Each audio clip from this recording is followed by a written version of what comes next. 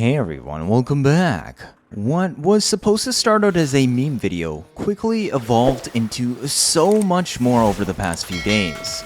A weapon that has always been the butt of all jokes and had its last hurrah before self-damage was removed. Then it was tossed in the dumpster.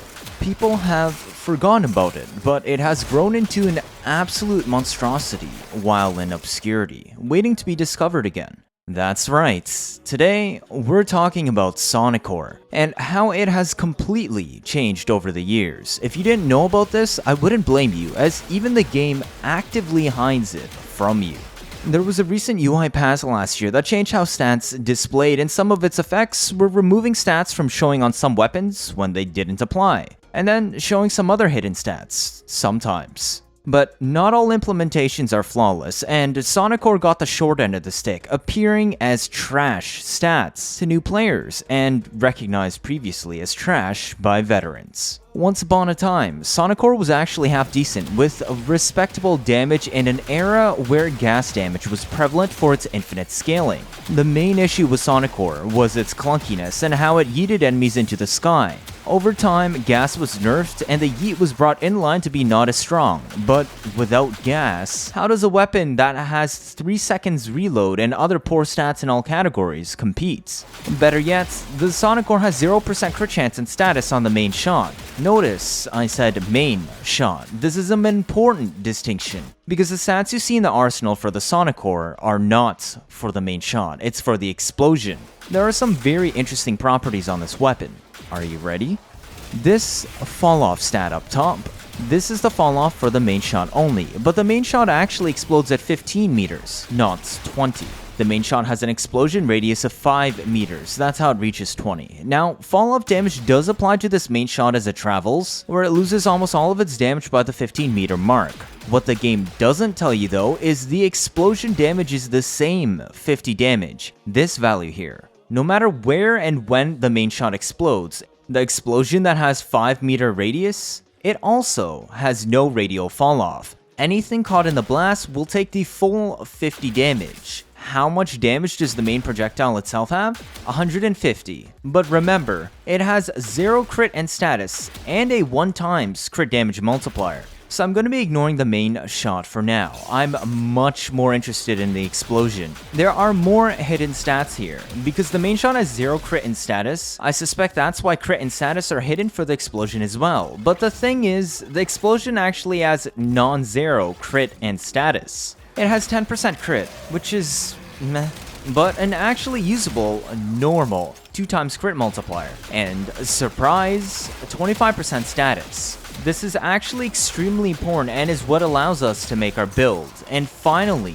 we gained Helminth to make up for the shortcomings of Sonicor's most annoying trait. The ragdoll. Either buff our damage high enough we don't need repeated hits, or lock enemies in place to prevent the ragdoll from happening. There are 2 main ways to build a Sonicor, so let's get into that today. The 2 Sonicor builds I'm showing only differ by 1 mod. We're going to be looking at an ensnare loadout first. An ensnare loadout does not need maximum blast radius, so I have filled the empty slot with primed reload, which combined with merciless cuts the reload down to 1.38 seconds. A very important quirk of the Sonicor is it produces forced impact on the explosion itself. Not the shots, but the explosion. You may have an idea on where we're going with this. Forced impact weapons love the hemorrhage for the slash procs. In the past, Sonicor couldn't fully benefit from this. While it could kill, it was very slow. And like this loadout required ensnare to avoid the yeet that made the slash consistency unreliable. But times have changed.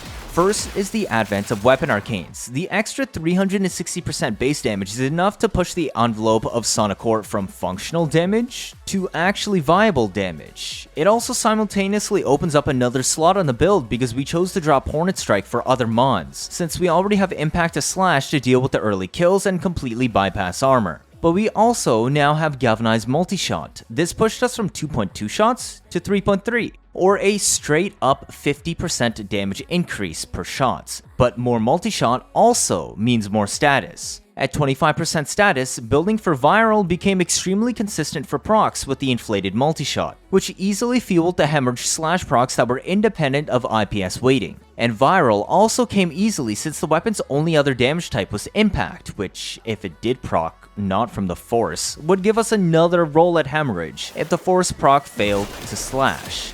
Because this build is focused on Ensnare, which is a free subsume on any frame. I am assuming the frame does not have fire rate buffs. This is important because we want to stay under 2.5 fire rate so that hemorrhage gets double mod effect for 70% chance it bleeds, which double dip with the primed bane for 2.4 times more damage. And because the explosion has absolutely no fall off whatsoever, everything ensnared will be easily within 5 meters of your shots and all take equal damage. So we'll run the 1.0 fire rate from Creeping Bullseye alongside a rank 4 Arcane Velocity, which boosts the fire rate up to 2.25. Rank 5 would set it to 2.5, which fails to check for hemorrhage's double effect. Now, why Creeping Bullseye? Because, remember, we only care about the explosion, and I did say the explosion has 10% base crit. This increases it to 30%, and we're actually modding on Prime Target Cracker for crit damage scaling. The explosions also have 55% status chance on this build, and are focused purely around Viral and Impact. Lethal Momentum is only there for faster shot tracking, but doesn't affect our actual damage on the explosions. You can take any frame you want here with Ensnare. I chose Yoreli for her passive 200% crit chance to pistols when you're moving, which pushes Sonicor's explosions up from 30 to 50%. Now, you must use a combat discipline Arcane Avenger with Velocity if you want maximum DPS from Sonicor.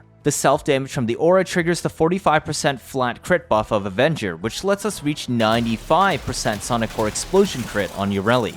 Other frames would still get to 75% crit chance. While the aura and double arcane requirements are restricted, the firepower of Sonicor cannot be ignored when set up right.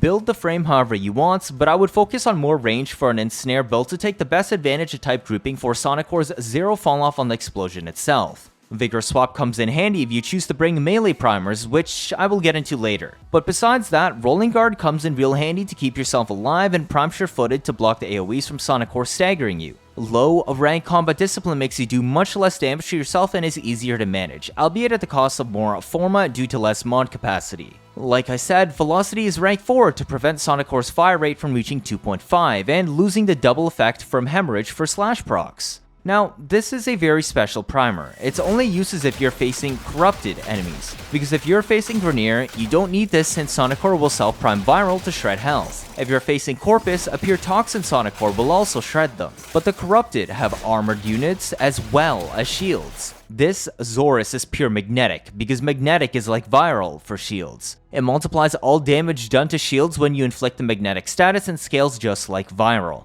The first mag stack grants you plus 100% total damage against shields, and plus 25% thereafter until the 10 stack capped for plus 320% bonus damage against shields. This guarantees that no matter whether your Sonicor is slashing shields or health when facing corrupted, you will always get a massive multiplier buff. The build is meant to be comfy to throw and use that 12x combo to get maximum effect from Weeping Wounds. As the main damage is pure magnetic on the bounces, that's the only status you will inflict. Volatile Rebound lets it have an 8 meter AoE every time it hits an enemy. You will normally get 4 hits before it comes back with this mod. At 132% status on a charge throw where everything is grouped up, you are basically getting 5 magnetic procs on all of your enemies after the 4 bounces per throw.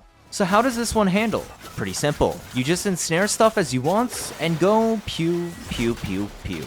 It works as advertised and is pretty lethal. But how about the second setup I said without ensnare? Well, the build is almost the same. Like I said, all that changes is you lose the primed reload mod, meaning it goes back up to 2.3 seconds. Then you slot in primed fulmination to make up for lack of ensnare, stopping the ragdoll shots. But now, you also have an 8.3 meter blast radius, which is on par with some lower tier launchers, but uniquely, we have zero fall off whatsoever. And also opened up your Helminth slot to whatever you want. Roar would be particularly lethal because combining the extra blast radius with a stronger double dip slash bleed from a universal Bane buff should be able to make up for the single hit of ragdoll that normally cuts into your damage consistency against enemies. And you don't even have to hit them, you can just hit objects.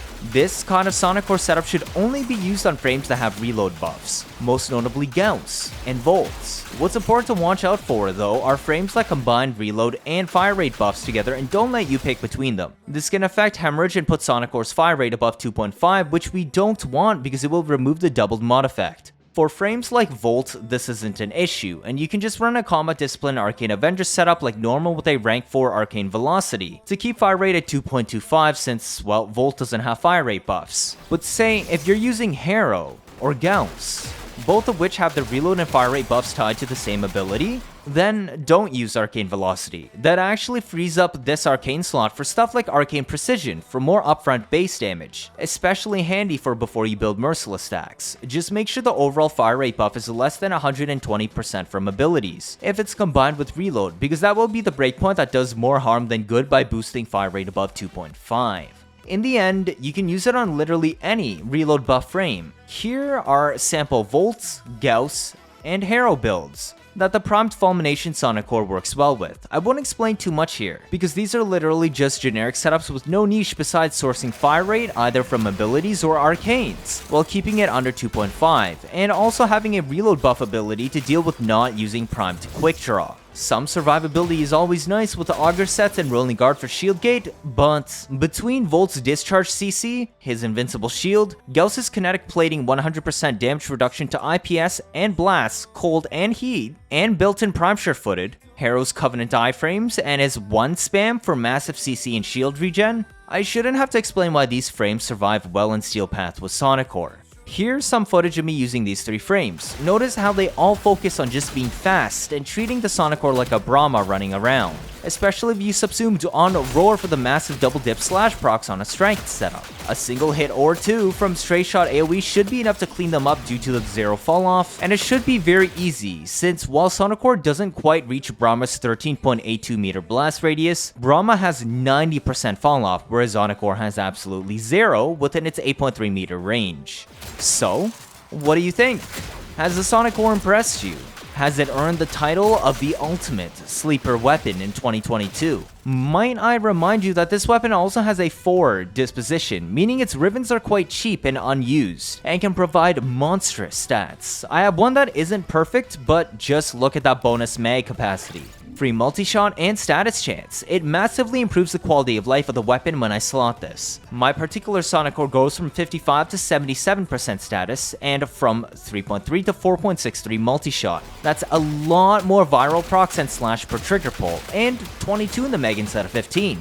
I think it's time for Sonicor to shine again. If this is your first time watching, feel free to leave a like or, better yet, subscribe. Let me know your thoughts down in the comments. 79.5% of you are not subscribed. I'm trying my best to get you new information out always, as soon as possible. Like I've done with covering the new augments, Garuda's rework, and upcoming Angels of Zariman. Stick around if you want to see interesting memes and builds on a nearly daily basis. You don't want to miss out on any of that, do you? That'll be it for this video. Thank you all for watching, and see you all next time.